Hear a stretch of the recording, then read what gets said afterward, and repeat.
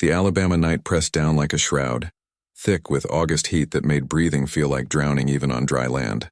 Delilah moved through the cotton fields of Whitmore Plantation, with the practiced silence of a woman who had learned to make herself invisible, her bare feet finding the paths between the rows without conscious thought. In her arms, Thomas Whitmore, Jr. lay curled against her chest, his 7-year-old body still small enough to carry, still trusting enough to nestle into the crook of her neck where his infant mouth had once suckled. "Auntie Lila," he murmured, half asleep, his breath warm against her collarbone. "Where are we going?" "Hush now, baby," she whispered, and the endearment tasted like ash on her tongue. "Just down to the river. You've been having those bad dreams again, haven't you? The water'll cool you down, help you sleep properly." The lie came easily. All of it had become easy now after so much practice. After so many. The moon hung low and swollen, painting everything in shades of silver and shadow. Delilah's homespun dress clung to her skin, dark fabric drinking in the humidity, and beneath it her body moved with purpose, measured steps, measured breaths, measured heartbeats counting down to the inevitable. She had walked this path before, and preparation had stood at the river's edge and calculated depths and currents, and the exact distance from the plantation house where screams would dissolve into the chorus of night sounds, crickets and frogs, and the whisper of leaves. Thomas stirred again, lifting his head. His hair, fine and pale as corn silk, caught the moonlight. She remembered when that hair had been barely more than downy fuzz, when his skull had fit perfectly in her palm, soft spot pulsing with vulnerable life. She remembered the weight of him as a newborn, the desperate pull of his mouth at her breast, the way his tiny fingers had clutched at her skin as if she were the only tether keeping him in this world, as if she were his mother. The memory surged up unbidden, visceral and sharp. Charlotte Whitmore's voice, honey-sweet with southern propriety and underlaid with steel. "I simply cannot abide the vulgarity of it, nursing like some common farm animal. Thank Providence we have you, Lila. You'll do this for us, won't you? You'll be his milk mother?" Milk mother, as if the milk that flowed from her breast wasn't meant for the daughter buried in an unmarked grave behind the slave quarters, as if her body was just another tool, another piece of property to be utilized for the comfort of white folks who couldn't be bothered with the messy intimacy of their own children. "Auntie?" Thomas's voice carried a thread of confusion now. He was waking up more fully, beginning to sense something amiss in this midnight journey. "Mama knows we're out?" "Your mama knows," Delilah said softly. Another lie. Charlotte Whitmore was asleep in her feather bed, laudanum drowsy and dreaming whatever shallow dreams occupied women who had never held their own babies long enough to know the weight of them. "She said you needed tending, and I'm the only one who knows how to tend to you properly, ain't that right?" She felt him nod against her shoulder, sinking back into trust. That trust was a knife in her chest, twisting, but she had learned to breathe around pain, to let it fuel rather than stop her. They reached the edge of the cotton fields where the land sloped down toward the Tombigbee River. The water moved sluggish and dark between the banks, carrying the scent of mud and rotting vegetation and secrets. How many secrets had this river swallowed?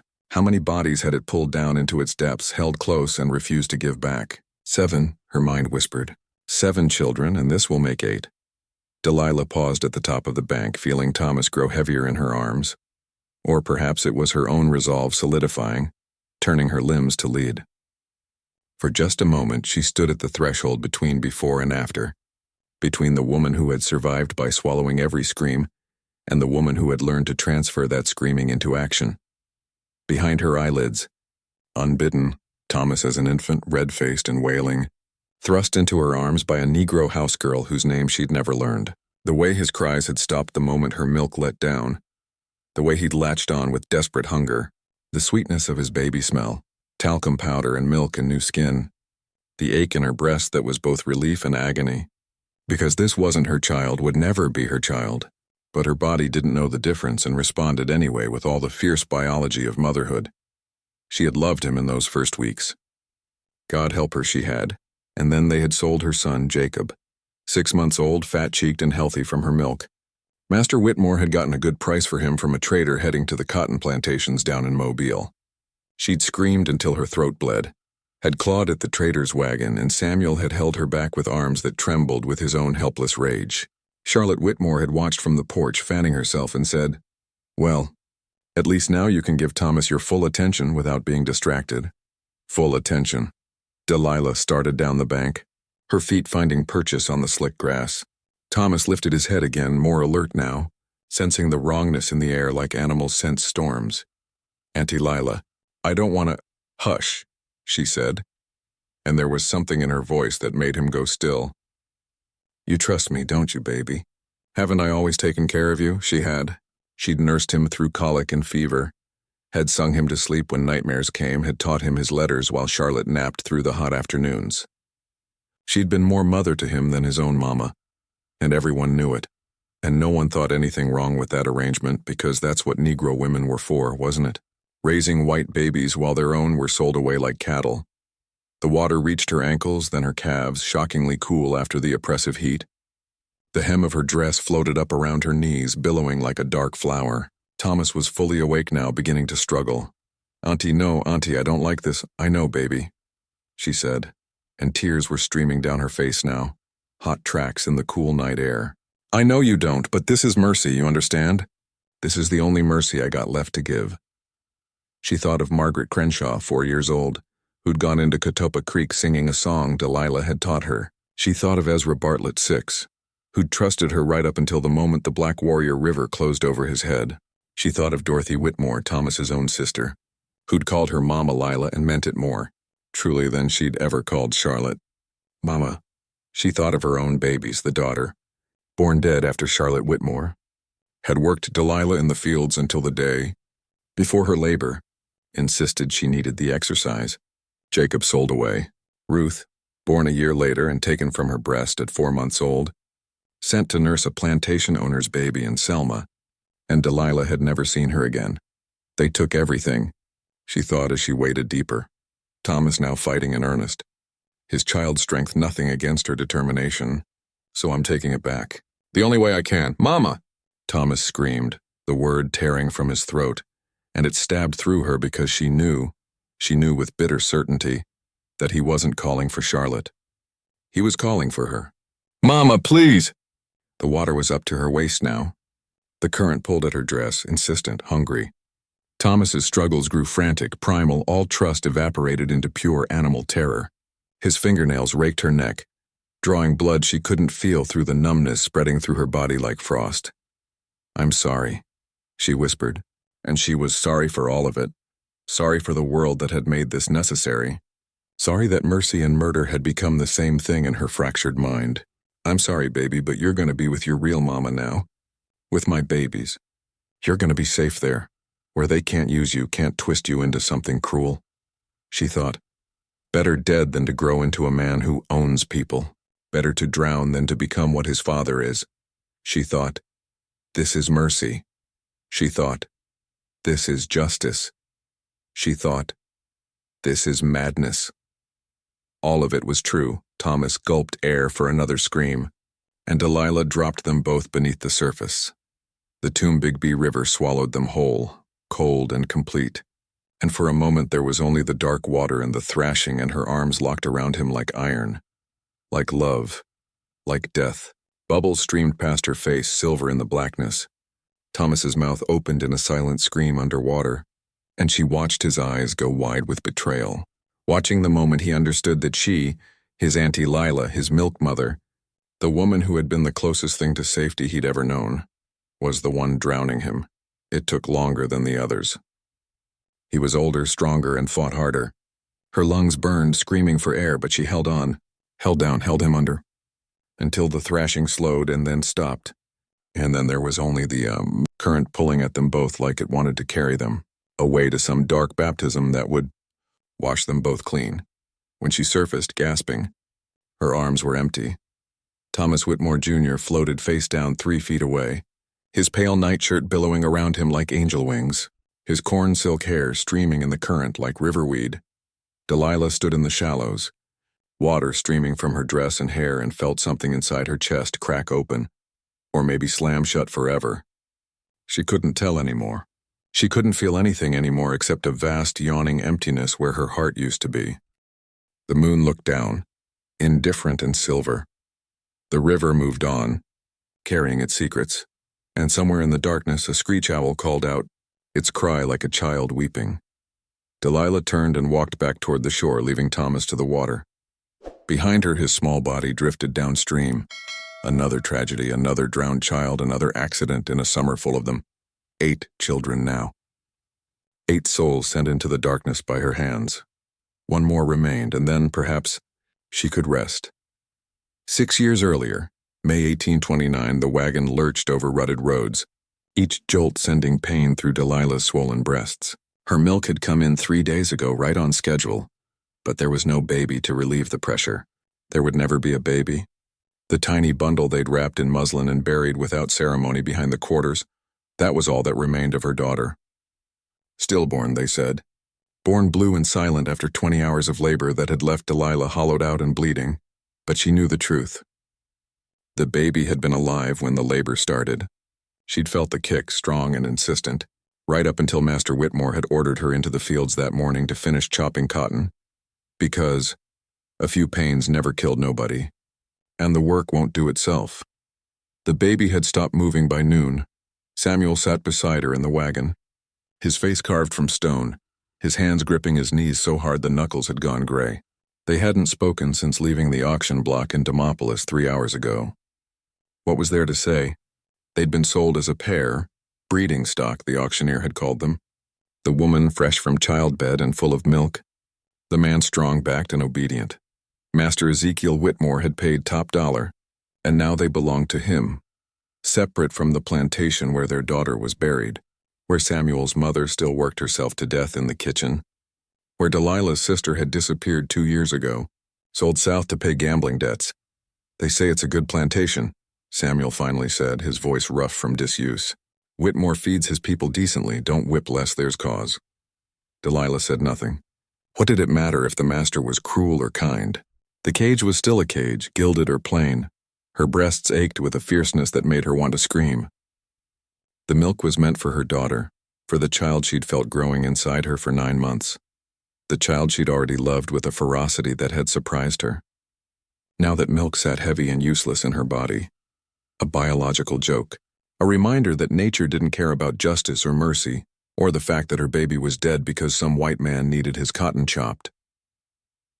The wagon turned down a long drive lined with magnolia trees, their waxy white blooms perfuming the air with a sweetness that felt obscene. Whitmore Plantation sprawled before them, the big house gleaming white in the afternoon sun, 2 stories of columned pride, the outbuildings scattered like children's toys, and beyond, stretching to the horizon, fields of cotton plants just beginning to show their bolls. Paradise, if you were the one who owned it. Hell, if you were the one who worked it. The overseer, a lean man with tobacco-stained teeth and cold eyes, directed them to the slave quarters, a row of rough cabins behind the big house, each one home to multiple families with nothing but curtains for privacy. Samuel was sent immediately to the fields. Delilah was told to wash herself at the pump and then report to the big house. Mrs. Whitmore's been waiting on you, the overseer said, looking her up and down with an expression she'd learned to recognize and dread. She had herself a baby boy 2 weeks back and she ain't taking to the nursing home. You'll do that work now. You understand? Delilah understood. Her body, which had failed to keep her own child alive, would now be used to nourish someone else's.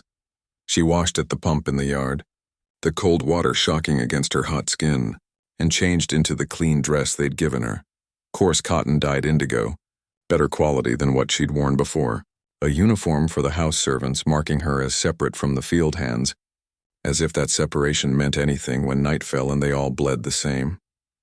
The big house interior was cool and dim, a relief from the hammering heat outside.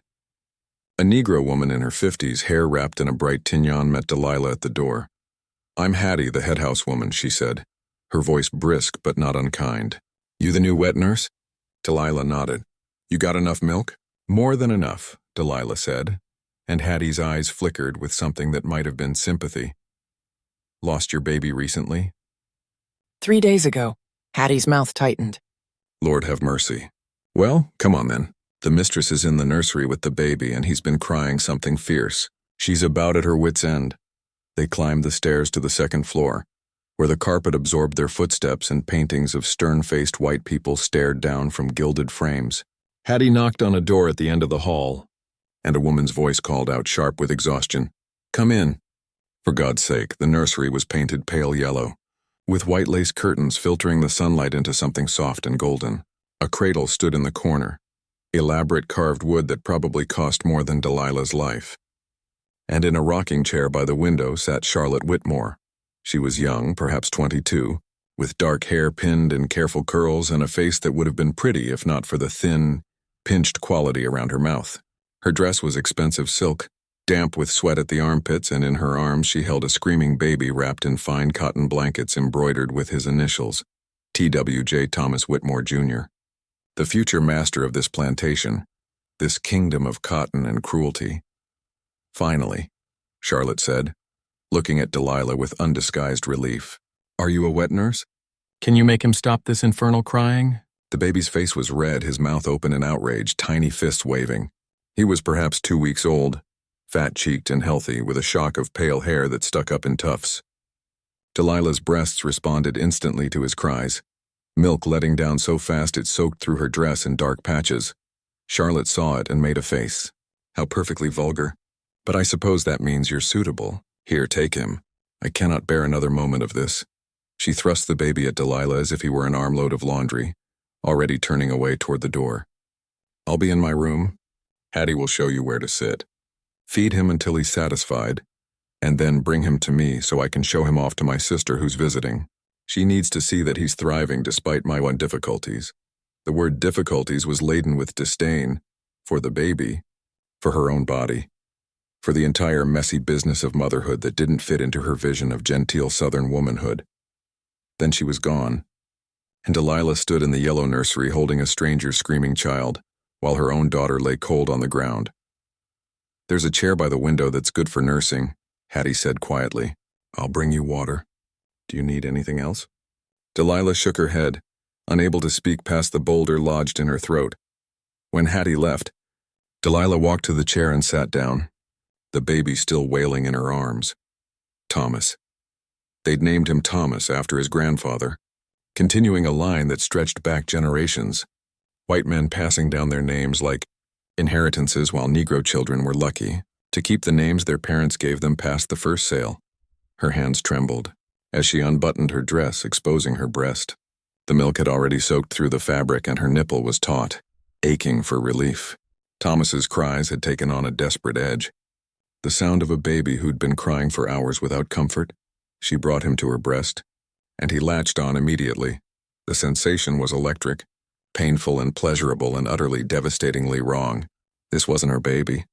This wasn't the mouth that should be pulling milk from her body. This wasn't the downy head she should be cradling, the fingers she should be counting, the future she should be nursing. But her body didn't know the difference. Her milk flowed freely, and Thomas drank with desperate hunger, his cries cutting off mid-wail to be replaced by the soft sounds of suckling. His tiny hand came up to rest against her breast, fingers splaying across her dark skin, and something in Delilah's chest cracked open. She looked down at him, really looked at him, and felt a terrible war begin inside her. Part of her wanted to love him, wanted to respond to those newborn instincts that said baby, protect, nurture, keep safe. But another part, the part that had watched them bury her daughter in an unmarked grave, that had felt her baby stop moving inside her while some white man screamed about cotton yields, that part whispered, "This child is the enemy. He will grow up to be like his father. He will own people. He will destroy lives without thinking twice." Thomas's eyes opened, unfocused and dark blue the way all babies' eyes start, and he looked up at her with something that felt like trust, as if she were his mother, as if this bond being forged at her breast was real and true and would last forever. "I hate you," she whispered, so quietly the words were barely breathing. "I hate you for being alive when my baby is dead. I hate you for taking what was hers." But even as she said it, her arms tightened around him, holding him close, and her hand came up to stroke his downy hair. Her body had been trained for this, bred for this, and it betrayed her by falling into the ancient rhythm of mother and child even when the child wasn't hers. Thomas drank until his belly was full, until he released her nipple with a soft pop and a milk-drunk smile that made him look like an angel. Delilah held him against her shoulder, patting his back until he burped, and the domestic normalcy of it made her want to laugh and scream in equal measure. This was her life now.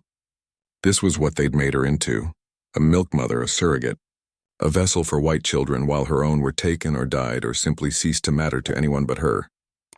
The door opened, and Charlotte returned, her sister trailing behind. Another young white woman in silk, pretty and curious. "Oh, look at him," the sister cooed. "He's so peaceful now." "Charlotte, you were right, this negress has quite the touch with babies." "I told you Ezekiel made a good purchase," Charlotte said, taking Thomas from Delilah's arms without asking, without thanks. "She'll do nicely. Lila, isn't it?" "Delilah, ma'am. We'll call you Lila, it's easier. And you'll sleep in the small room adjoining the nursery so you can tend to Thomas at night. He has such a lusty appetite, he'll need feeding every few hours, day and night." Delilah would be bound to this child, to this family, in the most intimate way possible. Her milk, her body, her time, all of it belonged to them now. "Yes, ma'am," she said, because what else could she say? That night in the small room off the nursery, barely more than a closet with a narrow cot, Delilah lay awake and listened to Thomas breathe in his cradle on the other side of the thin wall. Her breasts ached less now that they'd been emptied, but her heart ached more. She thought of her daughter buried without a name on her grave marker, without a mother to sit by her resting place and mourn. She thought of Samuel sleeping in the men's quarters, so close but utterly unreachable, their marriage nothing but a piece of paper that gave Master Whitmore the right to breed them like animals.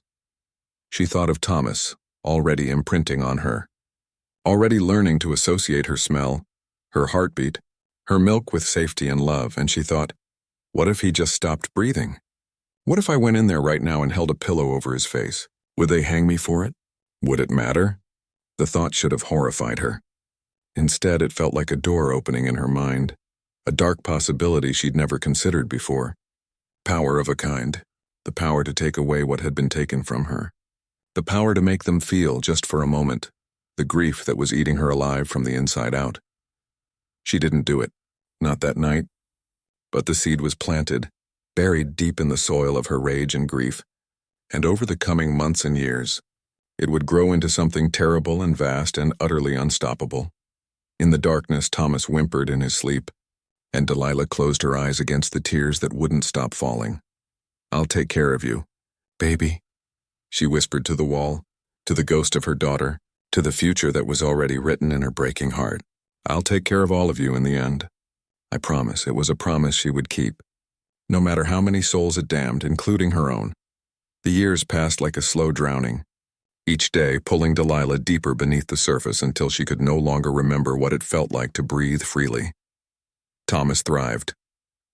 By his first birthday, he was a fat-cheeked, healthy boy who said Mama Lila before he ever called Charlotte mother. He reached for Delilah when he cried, sought her arms when thunder frightened him, buried his face in her neck when strangers visited. Charlotte seemed relieved rather than jealous, pleased to have a child who didn't demand her constant attention, who could be handed off to the capable negress whenever his needs became inconvenient.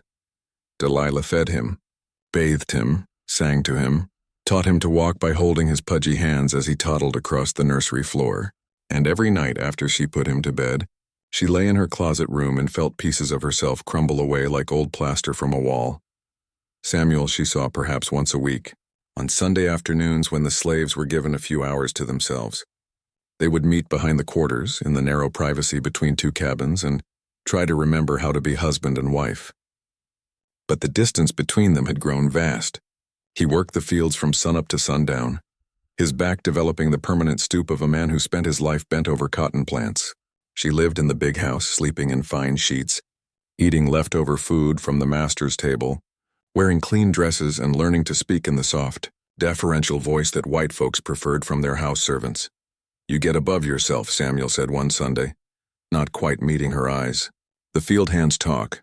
Say you put on airs now, living up in that big house." "I empty chamber pots and wipe a white baby's ass," Delilah said, her voice flat. "That ain't putting on airs.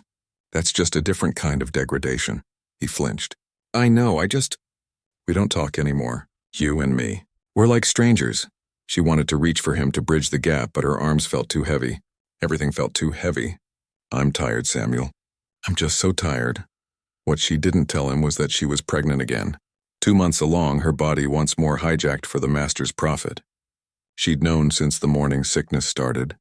since her breasts became tender in that particular way. This time, Master Whitmore had been deliberate about it. He'd sent Samuel to her room 3 nights in a row during her fertile time, checking with Hattie afterward to confirm the deed was done. "You'll breed me a strong buck or another wet nurse," he'd told Samuel with a jovial smile, as if he were discussing livestock, which Delilah supposed he was. She told Samuel about the pregnancy that day, and watched his face cycle through emotions he couldn't quite suppress. Brief joy, immediate fear, and then resignation. "Maybe this time," he said quietly, "we'll get to keep it." They didn't. In November of 1830, Delilah gave birth to a son. The labor was mercifully quick, just 6 hours from first pain to final push. And when the baby emerged squalling and red-faced, she felt a surge of love so fierce it was almost violent. "Jacob," she said, cradling him against her chest while Hattie cleaned them both. "His name is Jacob." For 3 months she had 2 babies to nurse, Thomas, now 18 months old and beginning to wean but still demanding her breast for comfort, and Jacob, her own son, perfect and beautiful in hers. She would feed Thomas in the nursery, then hurry to her room where Jacob waited in a basket, hungry and mewling, and she would give him whatever milk remained. It was never enough. Thomas always fed first, always drank his fill, and Jacob got what was left over. Her own son rationed. Charlotte noticed, of course. "The baby is affecting your milk production," she said one morning, observing Thomas's fussiness after a feeding. "He's still hungry. We can't have that." 2 days later, Master Whitmore came to her room and took Jacob from her arms. "There's a plantation down in Mobile that needs a wet nurse who can travel with the family," he said, not unkindly, as if he were doing her a favor. "The woman there lost her baby the same as you lost your first, and she's got good milk. She'll feed this one and you can keep nursing Thomas without the distraction. It's better this way, Lila, you'll see," she screamed. She fought. She begged on her knees with a desperation that made her hate herself, even as she couldn't stop. Samuel held her back as Master Whitmore walked out with Jacob, and the sound of her baby's cries fading down the hallway was a sound she knew would haunt her until she died, or beyond. That night, something crystallized inside her. Not madness exactly, more like a terrible diamond-hard clarity. They would take everything from her, every child, every piece of her heart, every shred of humanity, and they would do it with smiles, with justifications, with the absolute certainty that they had the right, because she was property, because her body existed for their use, because her children were just future slaves or future prophets, and either way, they didn't belong to her, but she could take from them too. She could take the one thing they valued above all else, their children. The thought should have repulsed her. Instead, it felt like the first full breath she'd taken in months. In 1831, Charlotte gave birth to a daughter, Dorothy. Delilah nursed her too, splitting her milk between Thomas, now 3 and finally weaning, and the new baby. Dorothy was a quiet infant, watchful and serious, with Charlotte's dark hair and her father's blue eyes. Delilah fed her with mechanical efficiency, feeling nothing. Or rather, feeling everything and forcing it down into a deep well inside herself where it couldn't touch her anymore. But that same year, something else happened that would change everything. Master Whitmore began loaning her out to neighboring plantations. It started with the Crenshaw farm, 5 miles down the river road. Mrs. Adelaide Crenshaw was a nervous, frail woman who'd given birth to her 3rd child, a daughter named Margaret, and couldn't produce enough milk. Her first 2 children had been nursed by slaves who'd since been sold or died, and she was desperate. "Just for a few weeks," Master Whitmore told Delilah, "until Mrs. Crenshaw's milk comes in properly, or until they can purchase their own wet nurse. You'll stay there during the week and come back on Sundays." The Crenshaw farm was smaller than Whitmore Plantation. The house less grand, but the same dynamics applied. White families living in comfort built on the backs of enslaved people who worked themselves to death in the fields. Mr. Horace Crenshaw was a hard man who whipped his slaves for small infractions and considered himself lenient because he didn't sell families apart. Margaret Crenshaw was a tiny, sickly baby who seemed to survive on determination alone.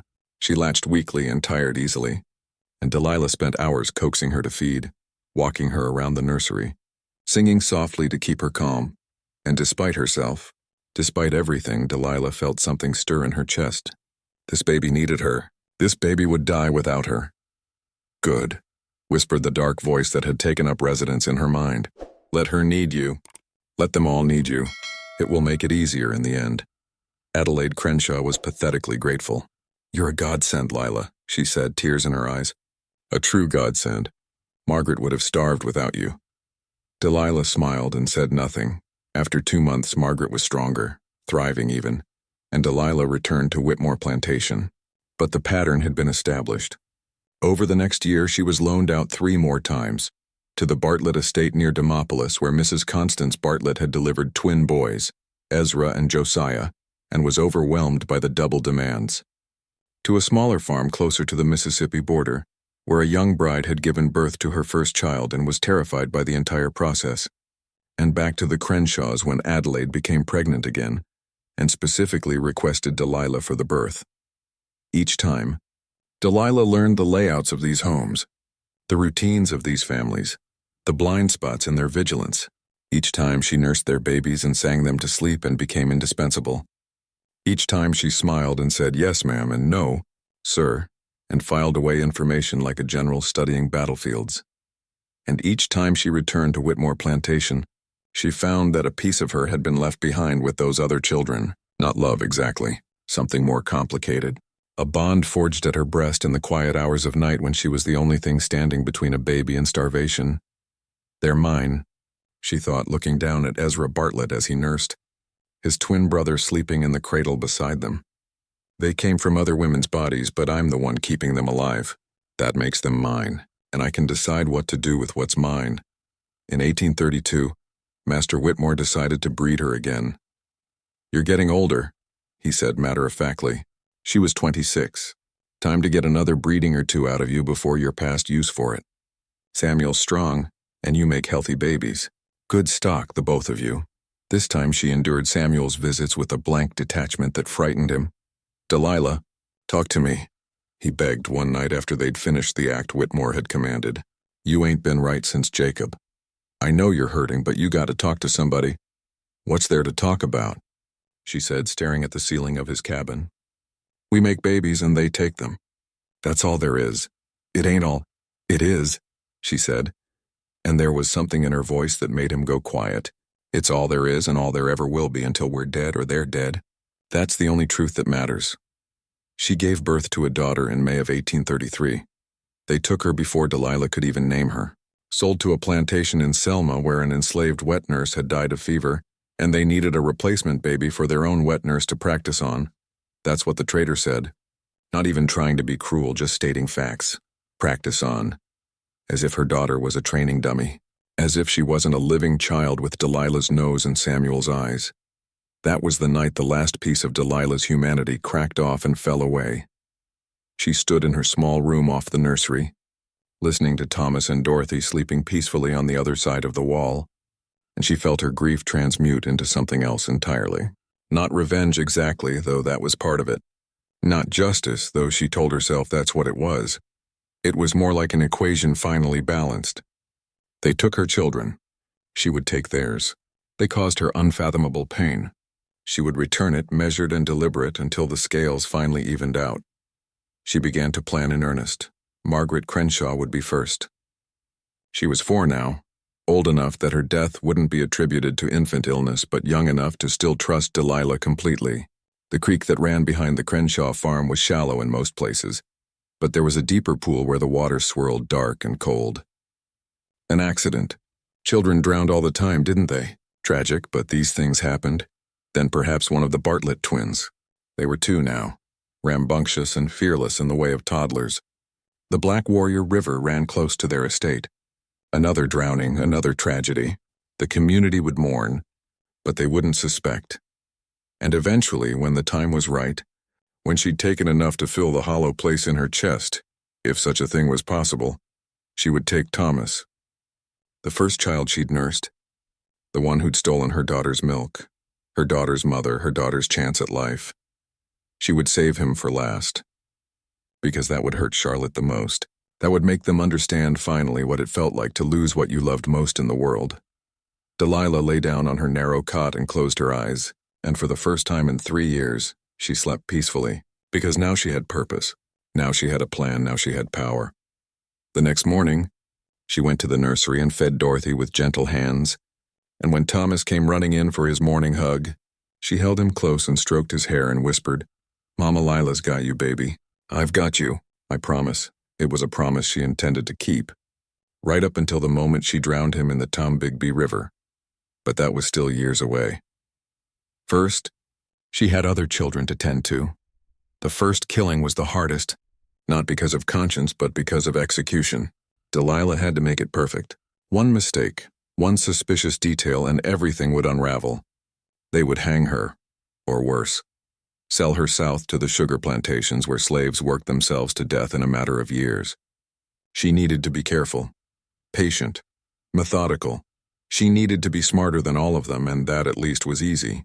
They had never bothered to see her as anything more than a pair of breasts and a womb. They had no idea what lived behind her deferential smile. Margaret Crenshaw was playing in the garden when Delilah arrived at the farm that April morning. The child was 4 years old now, all long limbs and tangled brown hair, her face already showing signs of the delicate beauty she'd inherit from Adelaide. She was singing to herself, something about birds and spring flowers, and when she saw Delilah coming up the path with a basket on her arm, she squealed with delight. "Auntie Lila, Auntie Lila, you came back." The child ran to her, arms outstretched, and Delilah caught her up in a hug that felt like both benediction and betrayal. Margaret smelled like sunshine and soap, and when she wrapped her thin arms around Delilah's neck, something twisted in Delilah's chest. Not quite pain, not quite regret. More like the echo of what those emotions used to feel like before they'd been burned away. "I brought you something, honey," Delilah said, setting the child down and reaching into her basket. She pulled out a small cloth doll she'd made from scraps with button eyes and yellow yarn hair. "Made this just for you." Margaret's face lit up. "She's beautiful. What's her name?" "You tell me." "She's yours to name. Lily." Margaret decided immediately, hugging the doll to her chest. "Like you. Lila and Lily." Adelaide emerged from the house, wiping flour-dusted hands on her apron. She looked tired. Another baby was on the way, already swelling her belly, and the lines around her eyes had deepened since Delilah had seen her last. "Lila, what a wonderful surprise," Adelaide said warmly. "Margaret has been asking after you constantly. I swear she loves you more than she loves me." She said it with a laugh, but there was something brittle underneath. "Children know who tends to them," Delilah said carefully. "I was wondering, ma'am, if you might spare Margaret for a few hours. The weather's so fine, and I thought I'd take her down to Cotapa Creek to look for fairy houses. She used to love when I told her stories about the creek fairies." Adelaide hesitated, and for a moment Delilah's heart hammered against her ribs. But then Margaret was tugging at her mother's skirt, pleading, "Please, Mama, please, can I go? Auntie Lila knows where all the best fairy houses are." "Well," Adelaide glanced at Delilah, seeing only the trusted woman who'd kept her daughter alive as an infant. "I suppose it would be all right. But have her back before supper and don't let her get too muddy. We have church tomorrow." "Yes, ma'am," Delilah said. "I'll take good care of her." She held out her hand, and Margaret took it without hesitation, chattering excitedly about fairies and magic as they walked down the dusty road toward the creek.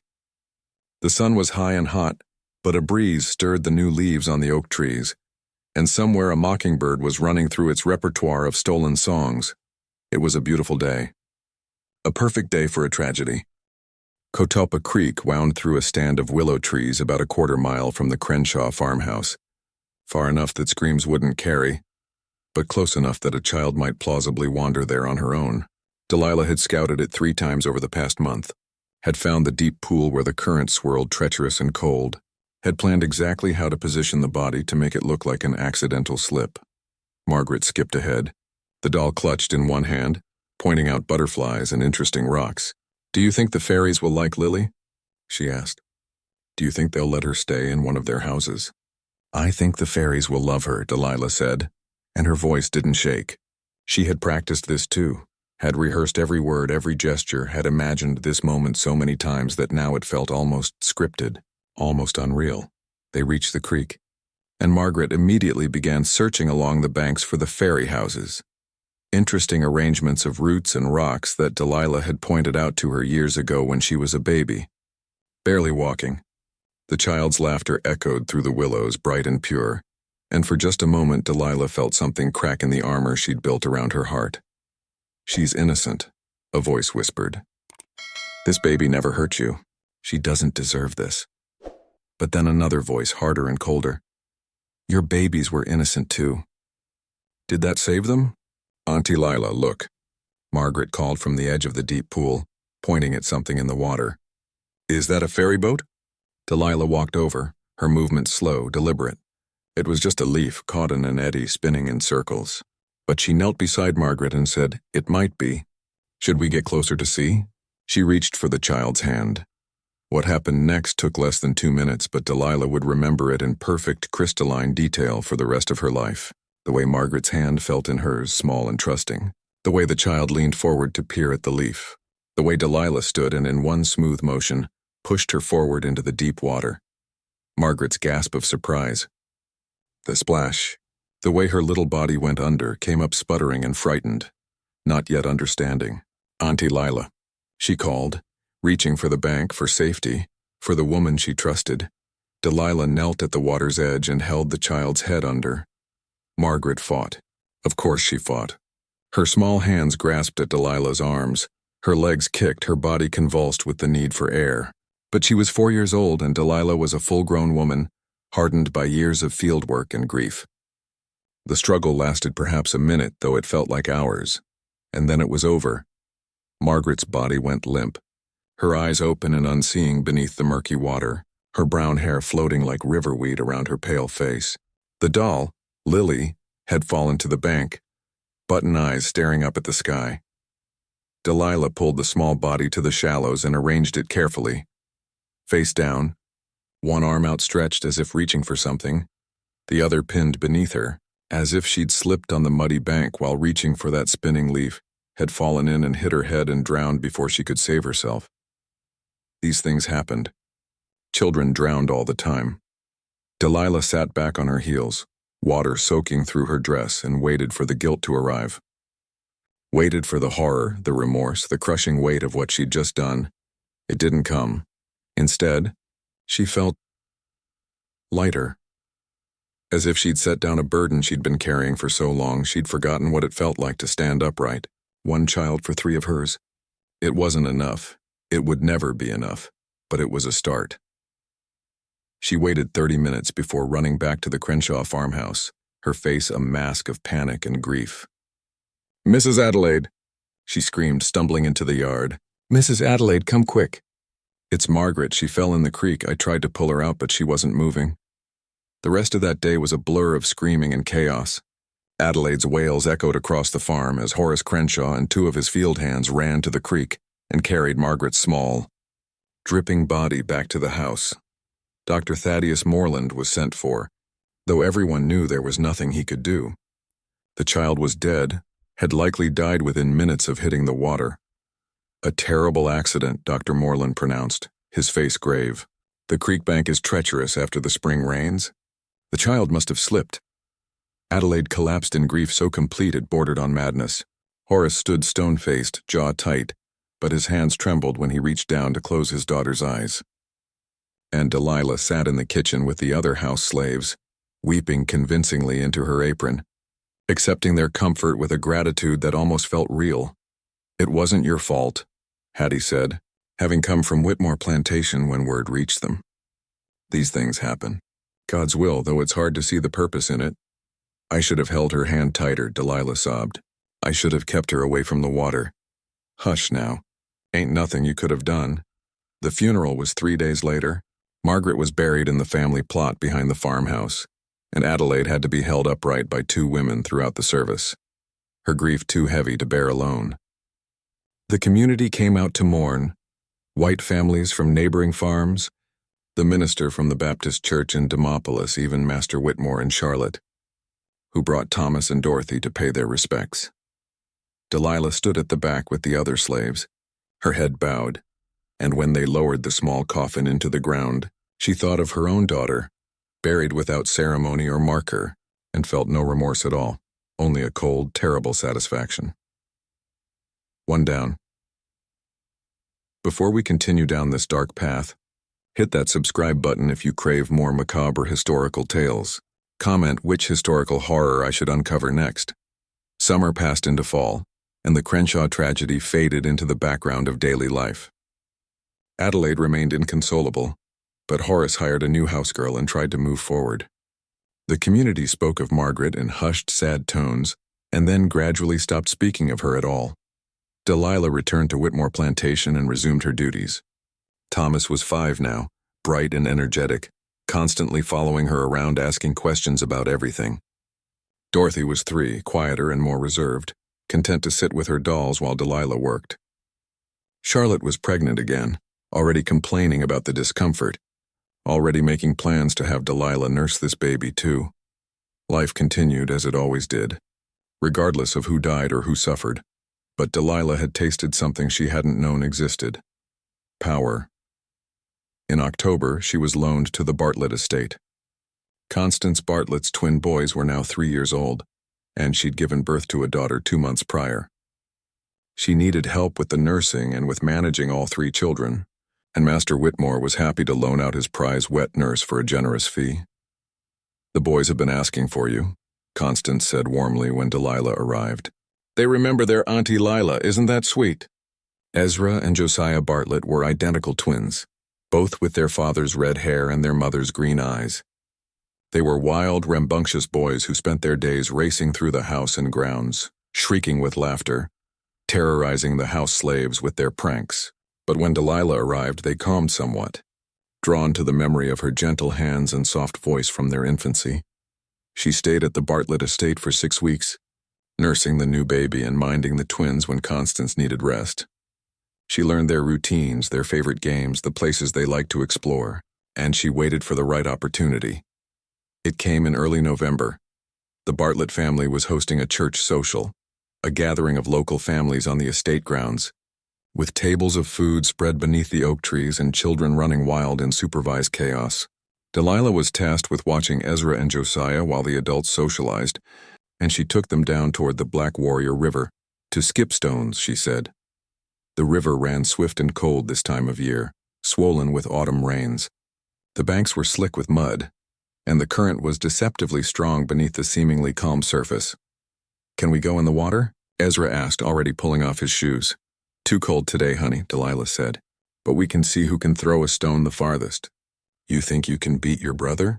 They were immediately competitive, gathering stones and hurling them into the water with all the strength their small arms could muster. Josiah wandered farther down the bank, searching for the perfect throwing stone, while Ezra stayed close to Delilah. She waited until Josiah was out of sight around a bend, separated by a stand of cattails.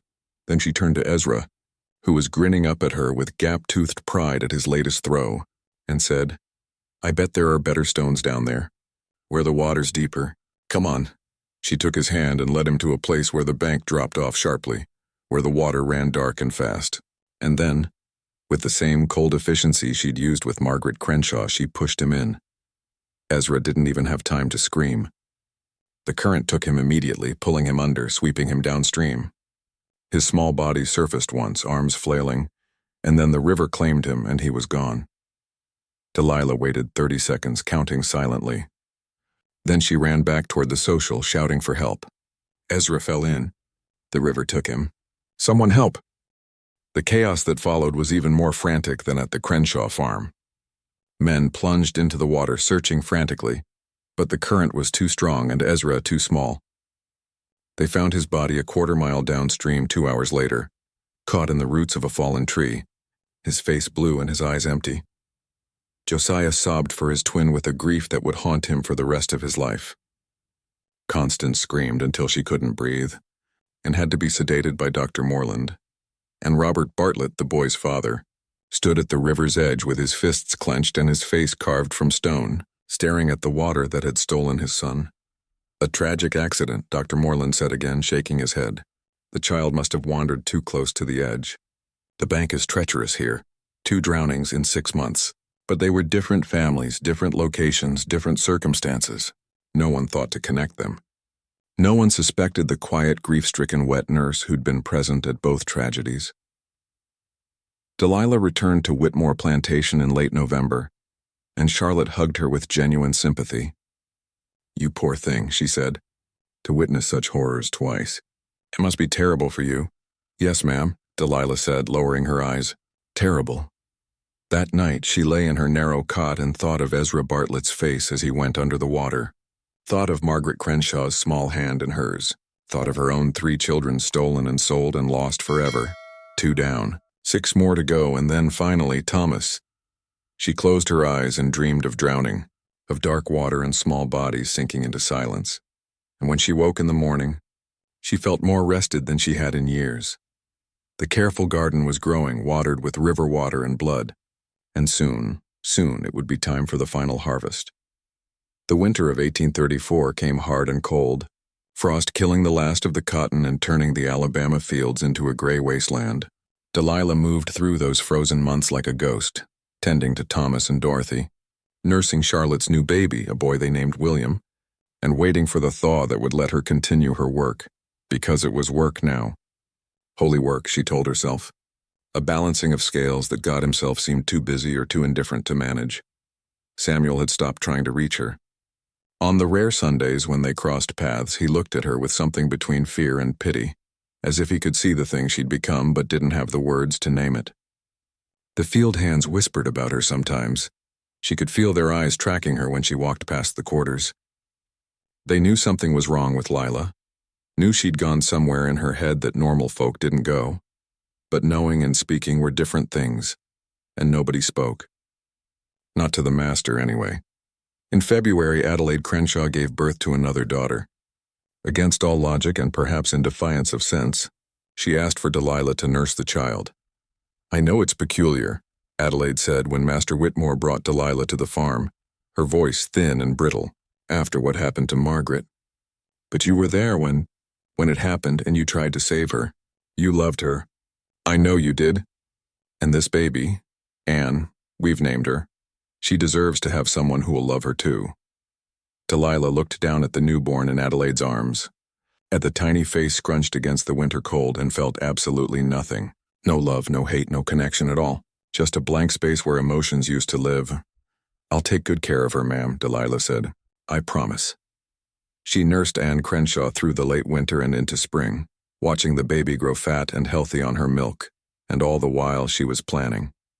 Anne would be last, she decided. The final offering. But there were others to tend to first. In March, Charlotte Whitmore asked Delilah to take Dorothy to town, to Demopolis, to pick up fabric for new dresses.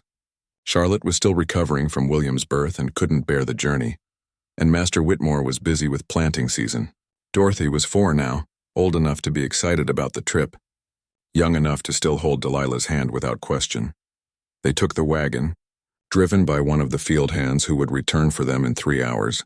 Delilah and Dorothy wandered through the dry goods store, fingering bolts of cloth, and then Delilah suggested they walk down to the riverside while they waited for the wagon's return. I want to show you something special, she said, a place where the water makes music. The Tombigbee River ran through Demopolis, wide and brown and patient. There was a spot where the current rushed over rocks, creating a sound like distant singing, and Dorothy was enchanted by it. She stood on the bank, clapping her hands in delight, and Delilah stood behind her, hands resting on the child's shoulders. It would be so easy. One push. The current was strong here and would carry a small body away before anyone could react. Another tragic accident. Another family destroyed. But something made Delilah hesitate. Dorothy turned and looked up at her with Charlotte's dark eyes, and said, Auntie Lila, why are you sad all the time? The question hit like a fist. What makes you think I'm sad, honey? You don't smile with your eyes anymore, Dorothy said with the brutal honesty of children. Mama says you've seen too much sadness and it's made you heavy inside. Delilah stared at this child, this perceptive, strange child who saw too much, and felt something shift in her chest.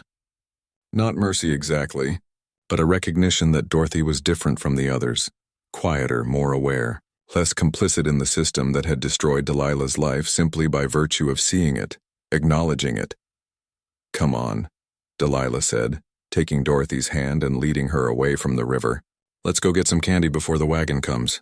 She didn't kill Dorothy that day. She told herself it was because the timing wasn't right, because there were too many people around, because the wagon driver might ask questions. But the truth whispered underneath. She couldn't kill Dorothy because Dorothy had seen her. Really seen her. And that created a debt Delilah didn't know how to reconcile. But there were others who hadn't seen her, who never would. In April, Delilah visited the Crenshaw farm to check on baby Anne and found Adelaide in a state of nervous exhaustion. Horace had hired a new overseer, a brutal man who'd already whipped 2 slaves bloody for minor infractions. And the atmosphere on the farm was tense and frightened. I need to get away from here. Just for a few hours, Adelaide confessed to Delilah. My sister in Selma has been begging me to visit, but I can't take Anne. She's too young for the journey. Could you stay with her? Just for 2 days? Of course, ma'am, Delilah said. Adelaide left the next morning, and Delilah spent a day and a half nursing Anne, rocking her, singing to her. The baby was 3 months old now, already smiling, already responding to Delilah's voice with coos of recognition. On the second night, Delilah filled a large pot with water from the pump and brought it into the nursery. She set it on the floor beside the cradle and stared at it for a long time, watching the surface reflect lamplight in wavering patterns. It would be so easy. Hold the baby's face under for just 2 minutes. Claim she'd found her that way, some terrible crib death, a tragedy but not unheard of. They'd believe her. They always believed her. But something made her stop. Maybe it was the memory of Margaret, Adelaide's first daughter, and how Adelaide's grief had been so total it had nearly destroyed her. To lose 2 children would be to lose herself entirely. And Delilah found to her surprise that she didn't want that particular weight on her conscience. Or maybe, and this was harder to admit, maybe she was starting to feel the cracks in her own certainty. Maybe drowning 8 children wasn't justice. Maybe it was just murder wearing a righteous mask.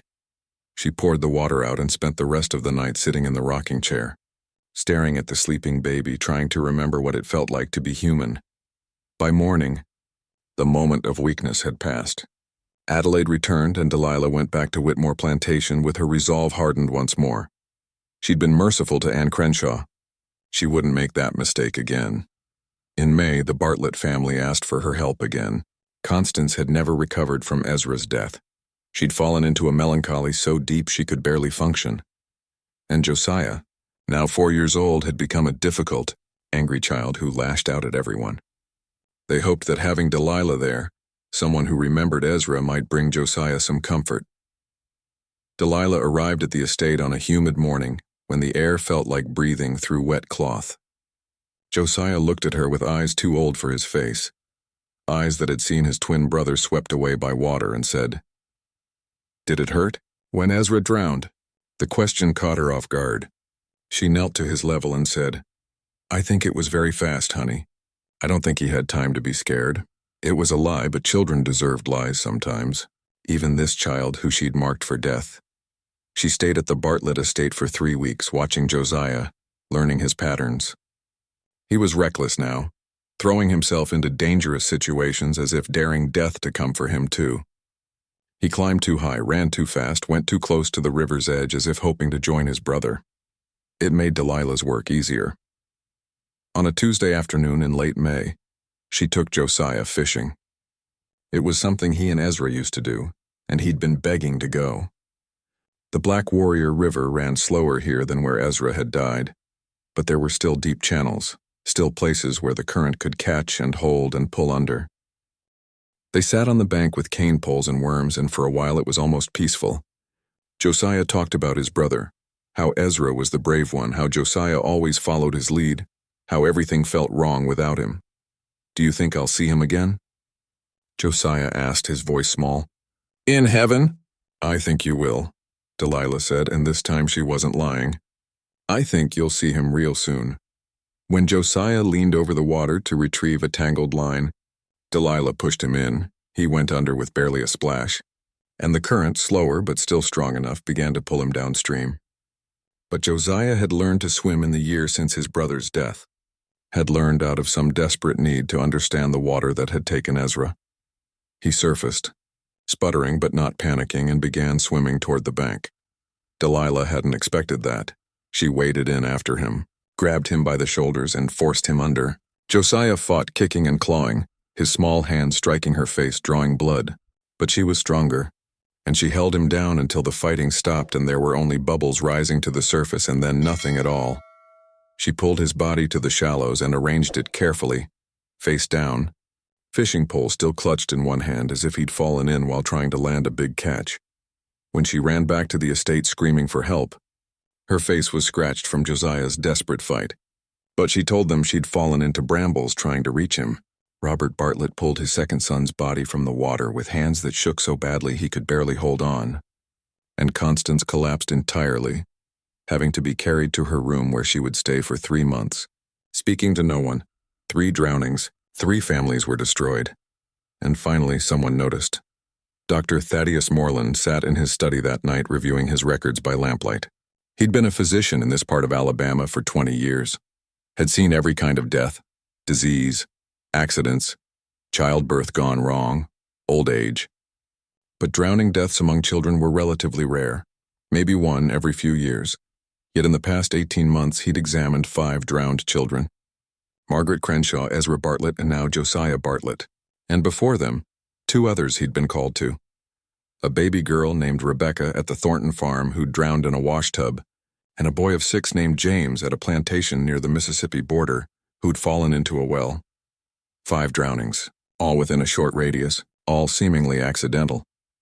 But when he laid out the cases on his desk and reviewed the details, a pattern emerged that made his blood run cold.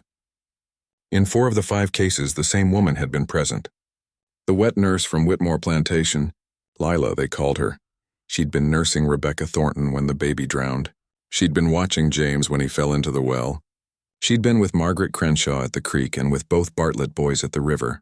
4 out of 5. That couldn't be coincidence, could it? Dr. Moreland sat back in his chair, his heart pounding. He was a man of science, of reason. He didn't jump to conclusions. But he also couldn't ignore what the evidence suggested. Still, to accuse a slave of murdering white children, especially one so trusted, so beloved by the families she served, that was an extraordinary claim. It would require extraordinary proof. And all he had were coincidences and a growing, terrible suspicion. He decided to speak with his wife first to test the theory, to see if he was mad. "Eleanor," he said that night over supper, "do you remember the Crenshaw girl who drowned last year? Margaret?" His wife nodded. "A tragedy. Adelaide has never recovered. And the Bartlett boy, Ezra. And now Josiah? What are you getting at, Thaddeus?"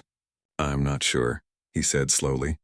"But I've been reviewing my records, and there's a woman who was present at several of these drownings. The wet nurse from Whitmore Plantation. I'm wondering if—" He couldn't finish the sentence. It seemed too monstrous to speak aloud, but Eleanor's face went pale. "You think she's killing them?" "I think it's possible," he said.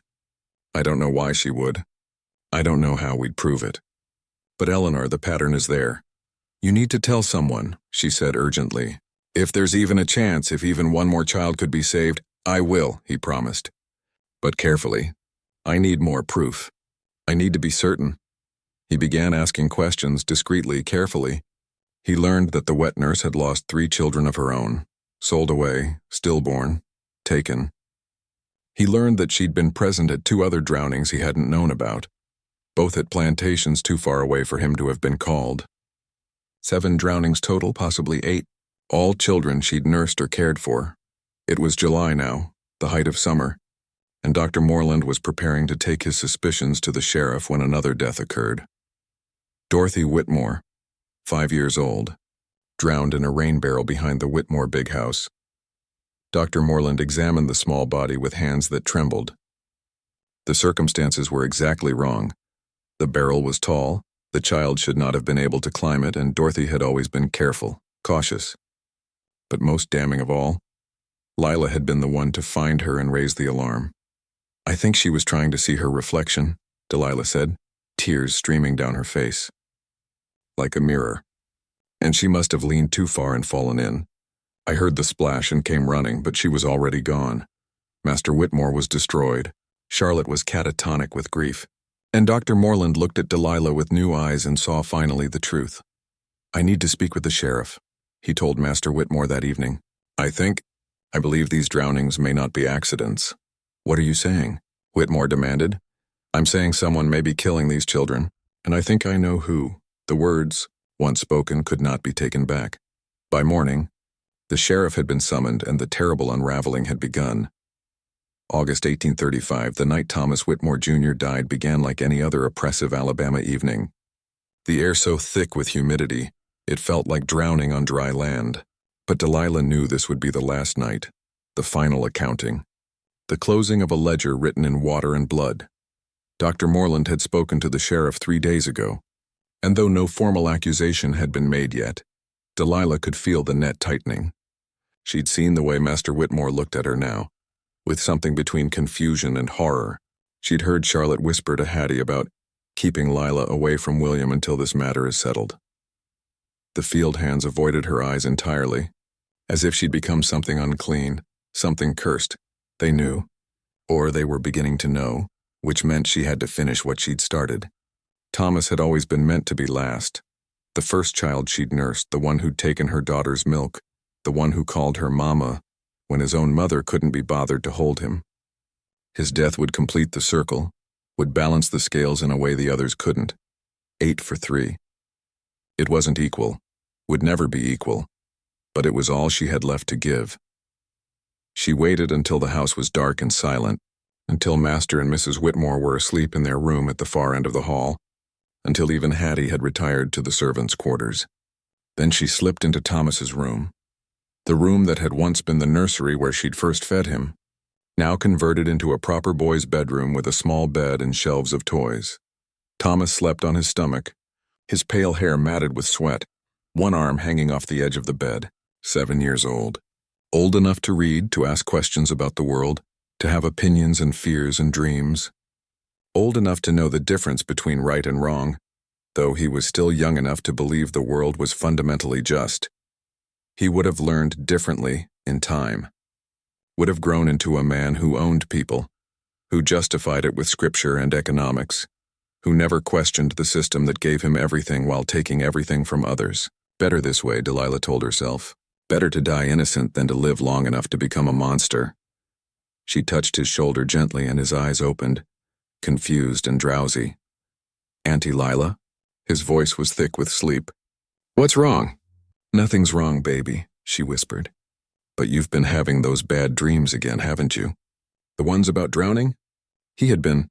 Charlotte had mentioned it to her just last week, how Thomas kept waking up crying about water, about being unable to breathe. Delilah had smiled and suggested it was the heat, making him anxious. But she knew the truth.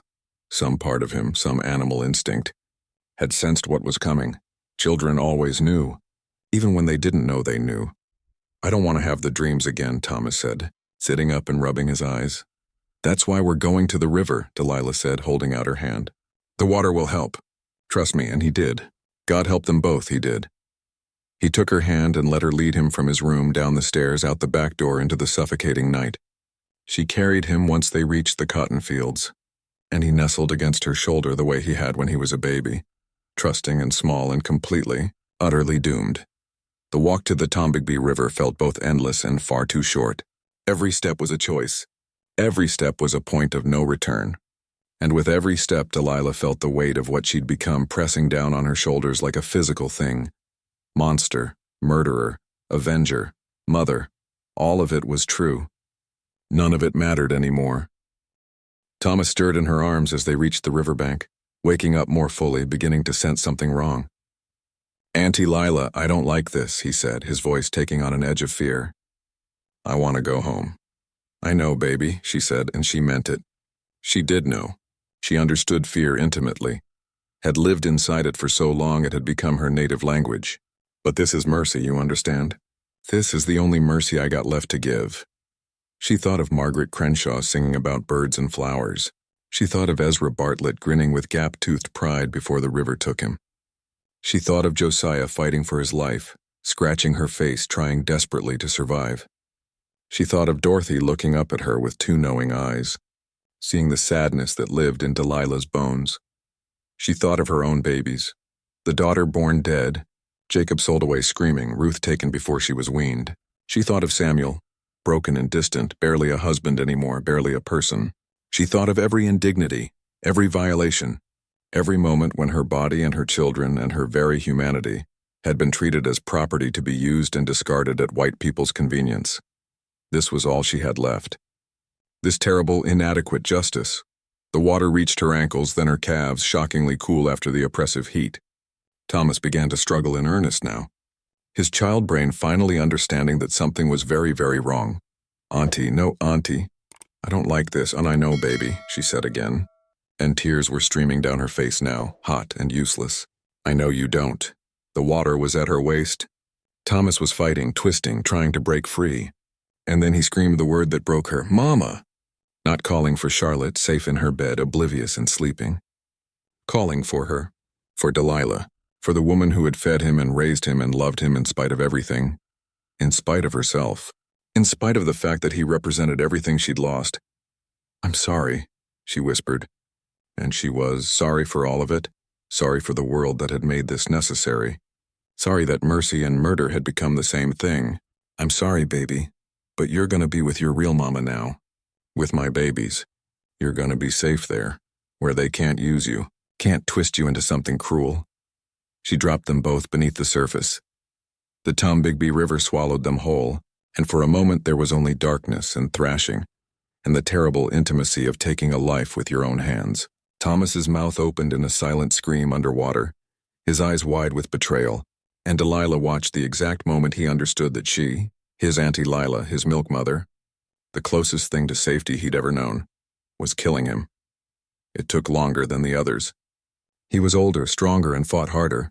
Her lungs burned, screaming for air, but she held on, held down, held him under until the thrashing slowed and stopped, and there was only the current pulling at them both.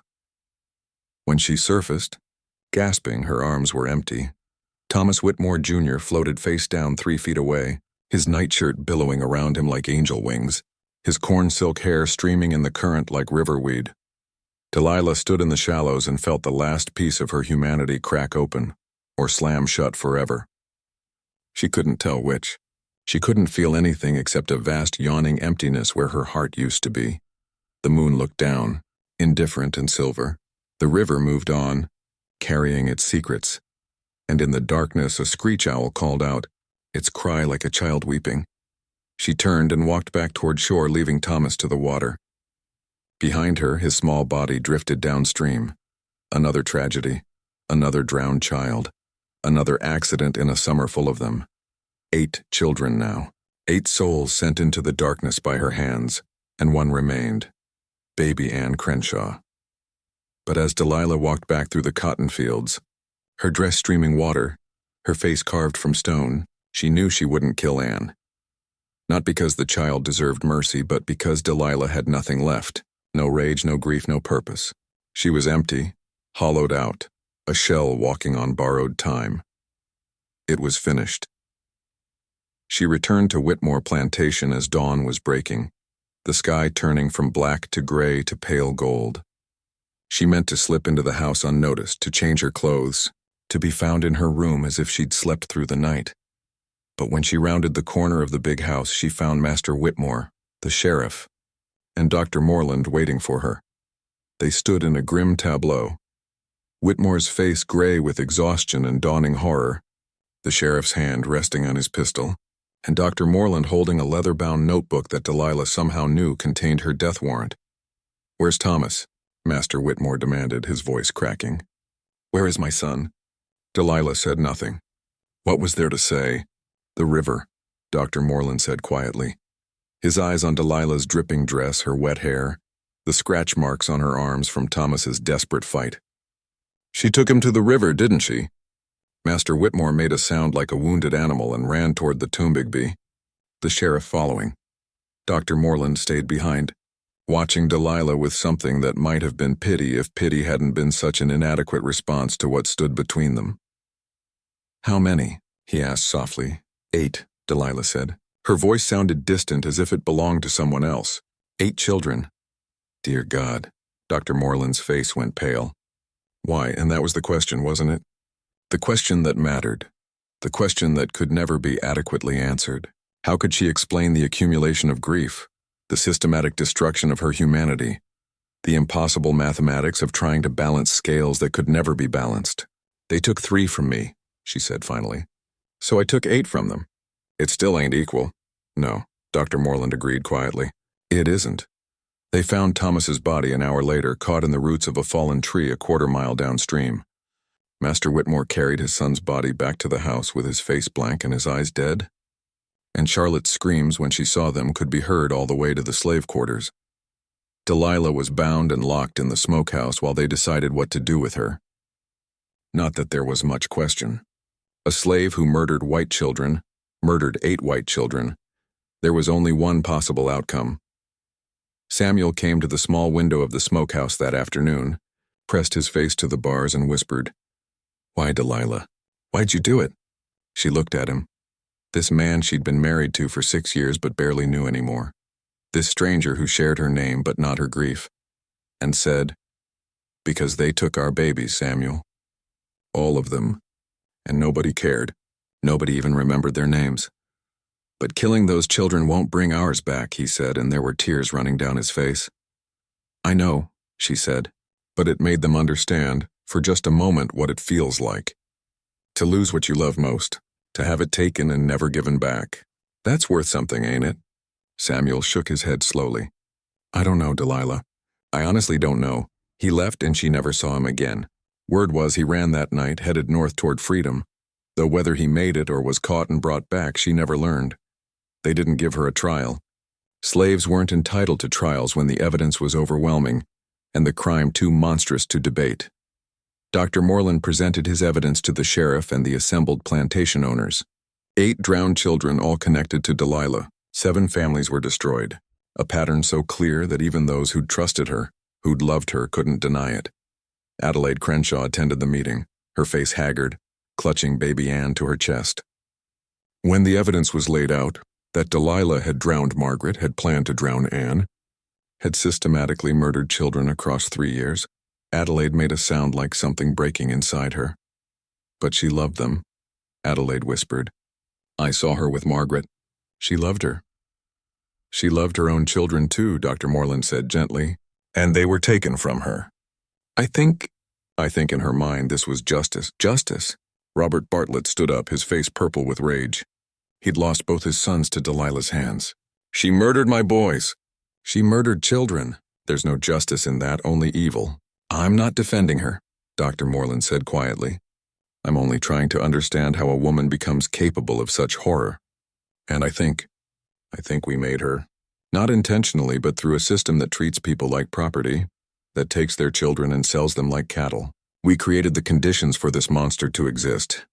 Are you saying we're responsible for what she did?" Master Whitmore demanded, his voice dangerous. "I'm saying we all bear some responsibility," Dr. Morland said, "though she bears the most. She made the choice in the end. She's the one who held those children under water." The room fell silent. "Hang her," someone finally said. "Hang her and be done with it." There were murmurs of agreement, and the verdict was decided without debate, without defense, without mercy. They hanged Delilah from a magnolia tree on Whitmore Plantation 3 days later. The entire community came to watch, white families in their Sunday best, slaves brought from the fields to witness what happened to those who stepped too far outside their place. It was meant to be a lesson, a warning, a spectacle. Delilah stood on the wagon with the noose around her neck and looked out at the assembled crowd. She saw Adelaide Crenshaw weeping, clutching Anne. She saw Robert Bartlett standing stone-faced, his wife Constance too broken to attend. She saw the empty space where the Whitmore family would have stood if Charlotte hadn't collapsed entirely, if Master Whitmore hadn't locked himself in his study with a bottle of whiskey in his grief. She saw the field hands, watching with carefully blank faces, and wondered what they were thinking, whether they understood, whether they hated her or pitied her, or saw her as some dark mirror of their own suppressed rage. The sheriff asked if she had any last words. Delilah looked up at the magnolia tree, at the white blossoms that would bloom next spring long after her body had been cut down and buried in an unmarked grave. She thought of her daughter buried the same way, of Jacob and Ruth, sold away to places she'd never know, of Samuel hopefully running toward freedom, of the 8 children she'd drowned, their faces all jumbled together in her memory now, indistinguishable from her own lost babies. "They're with their real mother now," she said finally, her voice steady. "That's all that matters. The sheriff gave the signal and the wagon pulled away. Delilah felt the rope snap taut, felt her neck crack, felt the world go gray and then black. Her last thought was of water, cool and dark and forgiving, pulling her down into depths where no one could follow, where the weight of what she'd done might finally lift, where she might find her children waiting, or at least the mercy of oblivion.